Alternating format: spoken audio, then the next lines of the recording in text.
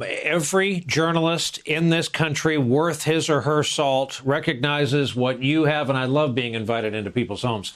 What you have on the shelf behind you is a first edition, foil covered, What It Takes by the late, great Richard Ben Cramer, maybe the best modern work since Theodore White on politics. Yeah. What would an author like Cramer make of the characters we are seeing today in this campaign? Wow. In fact, in that book, there's a terrific mini profile of Joe Biden. It's just an outstanding. I think it's the best book about politics, the best nonfiction book I've ever read about politics. You're right. A terrific profile of Bob Dole in that book. It's just a wonderful, wonderful book. And what Richard, God rest his soul, was able to do is get into these guys, it was all guys then, these guys' heads. I don't know that we need that now. We certainly have Mary Trump's book, which is an astonishing success. I think we kind of know enough about Trump and what's in his head. And I guess I'm not even all that interested in what motivates him. I just want to get to what he has done and what he has failed to do and the cost of those actions and inactions.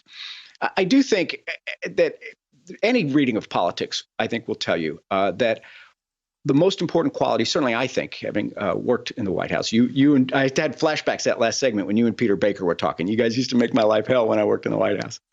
The most important thing for a president to have is empathy. You can't lead a country you don't love. And Biden has that in abundance, and Trump has that not at all. It is the greatest gap on the most important quality that I think I've ever seen. And I think that that's probably where when the era is written about, it will be, I think, this narcissist in the White House who neglected. He didn't even defend his own troops when Putin put a bounty on their head. I think it's the worst thing a president's done in American history.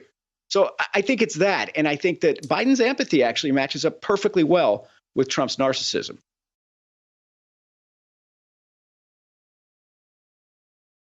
Hey there, I'm Chris Hayes from MSNBC. Thanks for watching MSNBC on YouTube. If you want to keep up to date with the videos we're putting out, you can click subscribe just below me or click over on this list to see lots of other great videos.